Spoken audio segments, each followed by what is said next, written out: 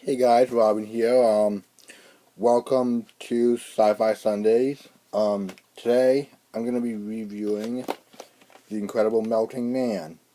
Yeah, this is from a series of movie releases from MGM called Midnight Movies, and the story behind that is the story behind that is back in the 90s, MGM bought American International Pictures, also known as AIP, and they suddenly found themselves the proud new owners of dozens and dozens and dozens of B movies, ranging from the early 50s to the late 80s. And what they did is they remastered is and what they did, they found the most intact uh, cop prints copies of the movie. They put solid powers on and they put them out. Now, one of the things that I love about the Midnight Movies line is that is that he is that looking at the back of the sleeve is an experience in and of itself, because each Midnight Movie um at the top there's a quote from a magazine or reviewer, followed by a description of the movie's original theatrical poster, and some fun facts. Yeah. And then a bunch of cast with technical stuff like the title, the producer, the actors, etc. The movie's runtime, the rating, the whether it's in color or black and white, because some midnight movies are in black and white. Uh, the year it came out, and some midnight movies actually feature the original trailer that played before the movie. Yeah. Now, the plot of The Incredible Melting Man is astronaut Stephen West had just returned from a shuttle mission to Saturn, during which he and two astronauts were bombarded with radiation from a solar flare, and the other two astronauts died, but Steve lived. Unfortunately, unfortunately, the radiation is causing his molecules to dissolve, and he is melting. He escapes the hospital and starts hunting people and eating them, because somehow eating human cells slows down the melting process. And and it's up to Dr. Ted Nelson and the general in charge of the project to track down Steve, capture him, and somehow heal, well, and somehow stop him from melting anymore. Um, the titular melting man is played by Alex Rebar. Dr. Ted Nelson, get used to that name, is played by Bird Benning.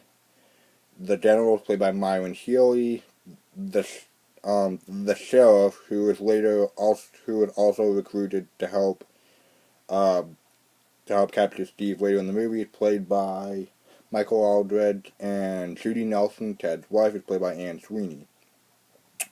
Now, this movie was originally intended to be a parody of B movies. In fact, the title, The Incredible Melting Man, is a play on the title of the 1957 or 58 sci-fi film The Incredible Shrinking Man, which later got a spoof sequel in 1981 called The Incredible Shrinking Woman, but that's neither here nor there. What's a story for another day. But this was originally intended as a spoof of horror movies, but the distributors told William Sachs, who directed this, to cut out the funny stuff, and but several aspects from when this was originally a comedy are still there, such as the such as the first person to encounter the melting man once Steve discovers what's happening to him is not the typical scrawny, hot blonde, but instead it's a but instead but instead she is a plus-sized nurse in an outfit that's a bit too small for her. There's also a scene that's supposed to be like all serious because they find the body of someone that Steve attacked. And there's a photographer snapping a ton of pictures. And there's this elderly couple that show up out of nowhere just to be victims of Steve. Now, William Sachs did not like the final cut because it wasn't what he intended, but a couple decades later, this movie was featured on legendary comedy riffing. Well, this movie was featured on legendary movie riffing show Mystery Science Theater 3000. And after William Sachs saw the episode, he actually sent a letter to the show's producers, thanking them for featuring the movie in the show and them riffing on it, put the comedy back in the movie, so it kind of restored it to the original comedy aspect that he wanted. Yeah, but out of all the MGM midnight movies, I mean, I have a lot. I've got Invasion of the Beagles, Killer Clowns from Outer Space, Strange Invaders, The Brain That Wouldn't Die, The Man from Planet X, which is the oldest one from 1951. I've also got the Haunted Palace or Mansion. I keep confusing them. Attack of the Puppet People, The Abominable Dr. Five, The Return of Count Yorga, The Phantom Planet. I got like a lot of them.